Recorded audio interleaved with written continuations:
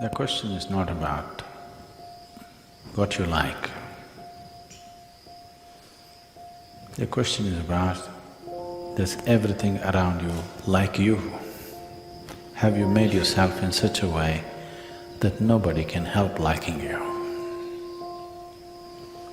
You like something, you dislike something, it doesn't mean anything, because both what you like and what you dislike are two different kinds of bondages. Both what you like and what you dislike distorts your perception. If you like somebody, you will exaggerate them in your mind. If you dislike somebody, for sure you will exaggerate them in your mind. Exaggeration means you are unable to see things as they are. If you're unable to see things as they are, you can never handle life the way it should be. So liking and disliking exaggerates either in positive ways or in negative ways, but it exaggerates or it distorts life. So what you like is not important. Have you made yourself in such a way, not just people, just everything likes you. Every creature around you likes your presence. Even the flowers, the plants and the trees like you. How can the plants and the trees like me? They are very sensitive to who you are. They are extremely sensitive to who you are. They respond accordingly. If you make yourself in such a way that the very earth that you walk upon likes you, then you will see everything in your life will become a blessing. If everything around you dislikes you, you will see everything that could be well-being could become a curse. Right now, there is no curse sitting upon human life. It is things that people want, it's things that people aspire for, things that they work for, strive to have in their life, which turns into curses in their life. Their work, their property, their relationships, their own body, their own mind, which is the cancer of their life. Misery is not raining. Never is raining misery. It's just that things that you like have become source of misery. If you strive to make yourself in such a way, you cannot be helped. Nobody can help liking you. Life will blossom better. Everything will yield their best to you, not their worst. But if you go by what you like, not always life will yield its best. You may have everything and still have nothing.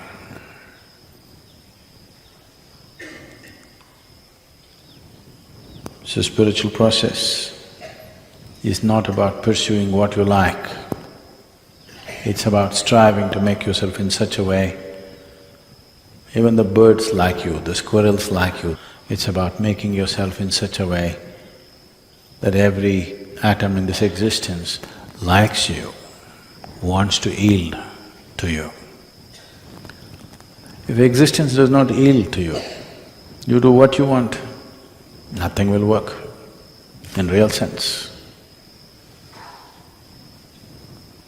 You may do something, you may become something, you may earn a living, you may make a living, but nothing will happen. You'll just go through a cycle without nothing tremendous touching your life. So those of you who are living in the ashram, I want you to learn to stand, walk, sit, breathe in such a way that even the stones around you like you.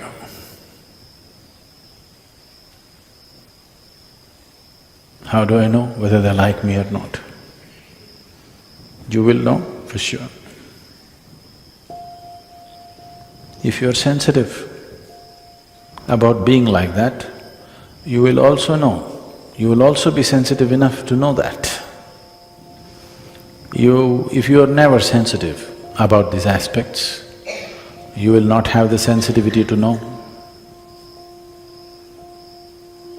Otherwise, distinctly, you will know.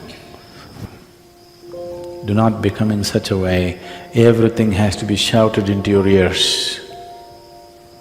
You must become in such a way, if you look at somebody before they speak, you know.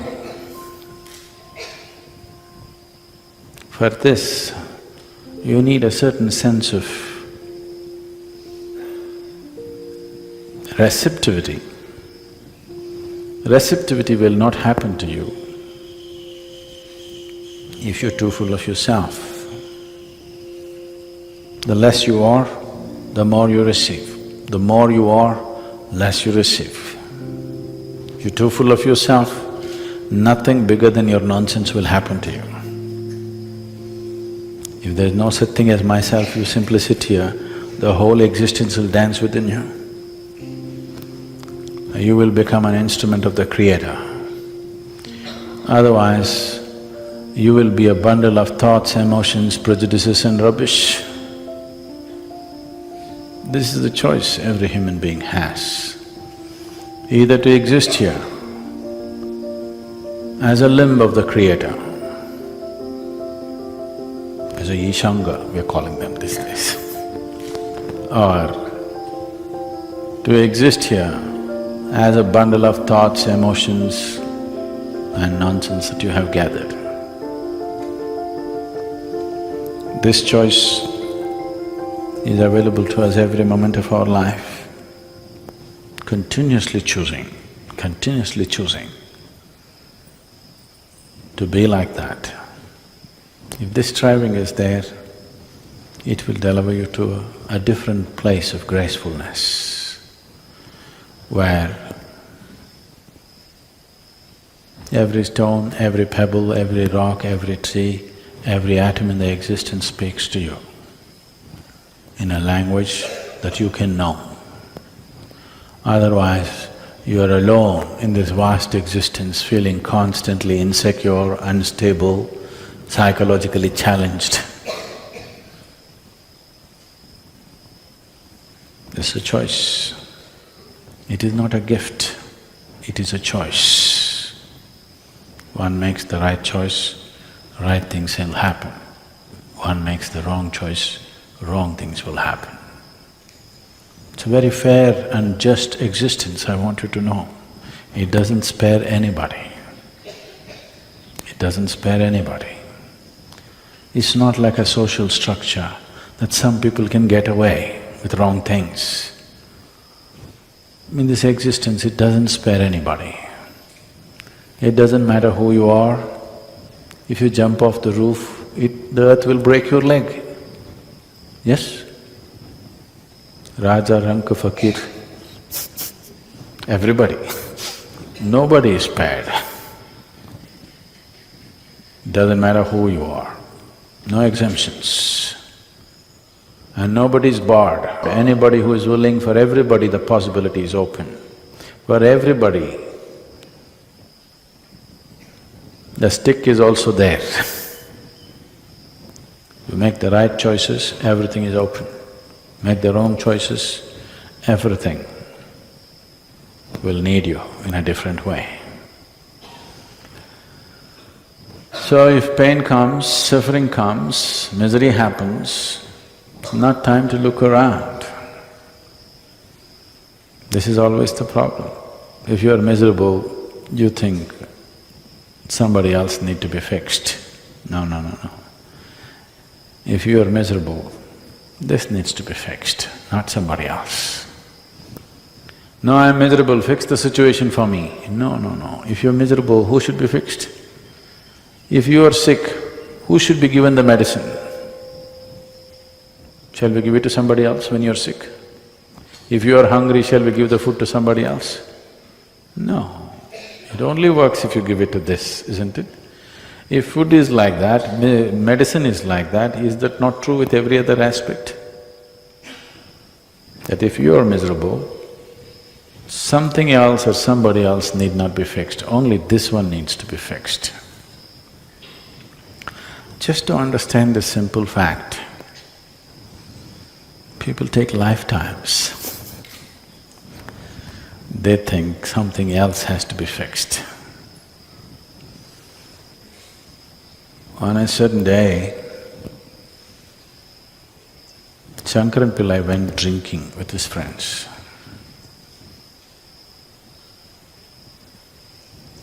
Yogis and drunkards both are timeless, you know. They don't know the passage of time. He went drinking. He intended to go back home at 8 o'clock, but drink after drink and time, he became unconscious of time. When he looked at the watch, it was 2:30 a.m. So he thought it's really late and he wants to get back home quickly, so he took a shortcut. And he was walking through this shortcut on his unsteady legs, and he fell into a thorny bush. His whole face was scratched up. So in this condition, he went home and tried to find the keyhole. That took another half an hour. Opened, went inside, went into the bathroom and looked at himself in the mirror. He was bleeding all over the face. So he opened the medicine chest, fixed himself whichever way he could, and quietly crawled into the bed and slept. Morning 8 o'clock, his wife took a bucket of cold water and threw it in his face. He got up, said, "You idiot, once again drinking?" He said, "No, honey, I haven't touched a drop. 6 months ago when I promised, since then I haven't touched a drop." She held him by the shirt, dragged him into the bathroom and showed him. The band-aid was all over the mirror.